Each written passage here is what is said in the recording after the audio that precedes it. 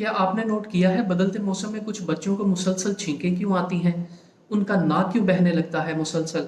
और कुछ को मुसलसल खांसी या सांस का मसला भी पैदा हो जाता है। दरअसल बदलते हुए मौसमी या एलर्जी की वजह से अलामात पैदा होना शुरू होती हैं और आज की ये वीडियो भी इसी बारे में है कि इस मौसम में कौन कौन सी एलर्जीज बच्चों को बीमार कर सकती हैं। इनका घर में रहते हुए हमने इलाज कैसे करना है, खुराक कौन सी देनी है और एहतियाती तदाबीर कौन सी अपनानी है। तो चलिए शुरू करते हैं। पोलन एलर्जी बच्चों को इस बदलते हुए मौसम में सबसे ज़्यादा मुतासिर कर सकती है।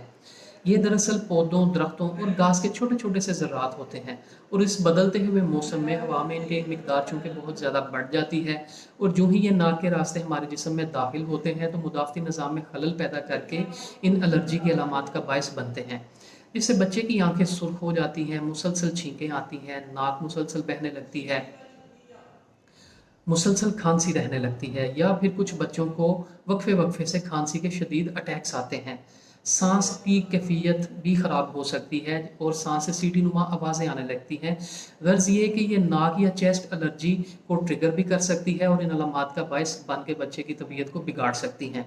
इसके अलावा बच्चे में डस्ट एलर्जी यानी कि गर्दो गुबार की वजह से एलर्जी हो सकती है या फिर इसके अलावा घर में रखे हुए जानवर या परिंदों से बच्चों को एलर्जी हो सकती है। जानवरों और परिंदों की खाल और परों के ज़र्रात की वजह से कुछ बच्चे मुतासर होते हैं या फिर इनके परों और खाल में मौजूद डस्ट, गर्दो गुबार की वजह से मुतासर होते हैं। तो ये कुछ अहम इकसाम हैं एलर्जी की जिसकी वजह से बच्चे मुतासर इस बदलते हुए मौसम में हो सकते हैं। जहाँ तक इसके इलाज का ताल्लुक है तो घर में रहते हुए हम कुछ रेमेडीज़ अपना सकते हैं जिससे बच्चा काफ़ी हद तक कंफर्टेबल हो जाता है। लेकिन एक बात जहन में रहे कि अगर तो अलामात मामूली नौयत की हैं तो तभी आप फर्स्ट एड के तौर पर इन रेमेडीज़ को घर में स्टार्ट कीजिए। अगर आपको लगता है कि अलामात ज़्यादा शिद्दत की हैं तो फौरी तौर पर डॉक्टर से चेकअप करवा लीजिए। अब सबसे पहले आता है कि हमने बच्चे को नाक साफ़ करने की रूटीन थोड़ी सी इन बीमारी के दिनों में बनानी है, बिल्कुल उसी तरीके से जैसे हम वज़ू करते हुए हम नीम गर्म पानी नाक में डाल के तो नाक साफ़ करते हैं, बिल्कुल उसी तरीके से नाक की सफाई करवानी है। अगर बच्चे बड़े हैं तो अपनी निगरानी में बहुत एहतियात के साथ आप गर्म पानी की भाप भी दिलवा सकते हैं दिन में 3-4 दफ़ा और कुछ मिनटों के लिए। इससे भी जमी हुई रतूबतें नाक से निकल आती हैं, बच्चा कंफर्टेबल हो जाता है। इसके अलावा पैनाडोल और एलर्जी के सिरप भी दिए जा सकते हैं। लेकिन एक बात जहन में रहे कि इन अद्वियात की डोज़ वही होगी जो लास्ट विजिट पे आपके डॉक्टर ने आपको रिकमेंड की थी। अगर आप फर्स्ट टाइम इन अद्वियात का इस्तेमाल कर रहे हैं तो अपने डॉक्टर से मुशावरत के बाद ही इसकी डोज़ का तयन करना है, क्योंकि गलत डोज़ का इस्तेमाल करना बच्चे के लिए नुकसान का बायस भी हो सकता है। अगर आपको लगता है कि इन रेमेडीज़ के बावजूद आपका बच्चा बेहतरी की तरफ नहीं आ रहा या स्टार्ट पर ही अगर आपको अलामात ज़्यादा शिद्दत की लगें तो फौरी तौर पर फिर मेडिकल चेकअप करवाएं। फिर उसके मुताबिक ही इलाज होगा जिसमें एलर्जी की अद्वियात हो सकती हैं, बाज़ औक़ात स्टीरॉइड्स की भी ज़रूरत पड़ सकती है, नेज़ल स्प्रे, नेबुलाइजेशन या इंजेक्शंस। ये डिपेंड करता है कि बच्चे की मेडिकल कंडीशन कैसी है। अब हम जानते हैं कि इस एलर्जी की कैफियत में हमने बच्चे को डाइट कौन सी देनी है। पहली बात तो ये है कि बच्चे को वक्फे वक्फे से नीम गर्म कोसा पानी आप दिन भर में पिलाते रहिए, बेशक छोटे कप की सूरत में हो।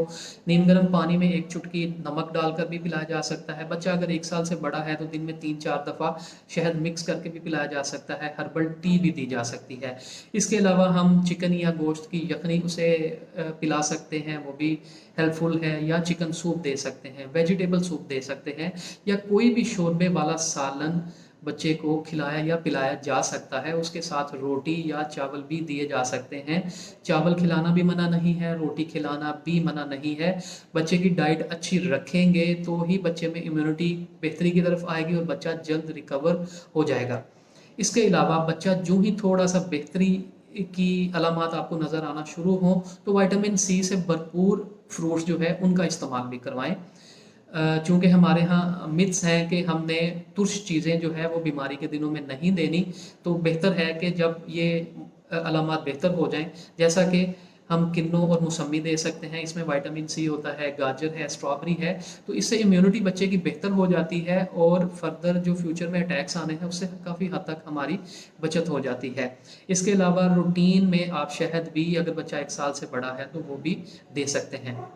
बच्चा चूँकि बीमार है और उसे खांसी ज़ुकाम नज़ला ज़ुकाम लगा हुआ है तो एहतियात भी लाजमी करनी है ताकि घर के दूसरे अफराद और दूसरे बच्चे भी महफूज रह सकें। अगर एहतियात नहीं करेंगे तो कुछ दिनों के बाद वो बच्चे भी मुतासर होंगे और सेम इसी कैफियत से गुजरेंगे। पहली एहतियात ये करनी है कि बच्चे को बार बार हाथ धोने की रगबत दिलानी है। हाथ जब भी गंदे हों या आपको गंदे बीमारी के दिनों में ना भी इवन नज़र आए तब भी आपने हाथ धुलवाने हैं, क्योंकि जब भी बच्चा खांसी करता है, छींके मारता है तो अपने इन हाथों को इस तरीके से मुंह पर रखकर फिर वो खांसी करता है, छींके मारता है और उस दौरान इन्हीं हाथों पे जरासीम लगते हैं। फिर इन्हीं हाथों के साथ बच्चा जो है वो दूसरे बहन भाइयों के साथ खेलता भी है, अपने काम भी करता है, अपनी एक्टिविटीज़ भी करता है। तो जरासीम एक से दूसरे को लगने का बहुत ज़्यादा अंदेशा है और कुछ दिनों के बाद फिर वो भी बीमार होंगे। इसलिए इन हाथों को साफ रखेंगे तो बीमारी हमारे घर के दूसरे अफराद को मुंतकिल नहीं होगी। इसके अलावा दूसरी एहतियात हमने बच्चे को मास्क लगवाने की करनी है। चूँकि बच्चा छींके मार रहा है, बच्चा खांसी कर रहा है तो उस दौरान जरासीम हवा में भी शामिल हो रहे हैं और घर के दूसरे अफराद को भी मुतासिर कर रहे हैं। अगर हम मास्क लगवा देंगे तो भी ये बीमारी घर के दूसरे अफराद को मुंतकिल होने का जो प्रोसेस है उसको हम काफ़ी हद तक कंट्रोल कर लेंगे। तीसरी एहतियात बच्चे को थोड़ी सी सोशल डिस्टेंसिंग सिखानी है या घर में थोड़ी देर के लिए जब तक अलामत बेहतर ना हो जाए आइसोलेट करना है। उसका बिस्तर, उसका बैठना उठना, सारी चीज़ें जो है वो हमने थोड़ी सी बेहतर करनी है ताकि घुल मिल के वो दूसरे बहन भाइयों में ना बैठे और उनमें बीमारी पैदा करने का बायस ना बने। उम्मीद है ये इन्फॉर्मेशन आपको काफ़ी मददगार साबित हुई होगी। अगर इन्फॉर्मेशन अच्छी लगी हो तो दूसरे पेरेंट्स के साथ भी शेयर करें ताकि उनका भी फ़ायदा हो सके।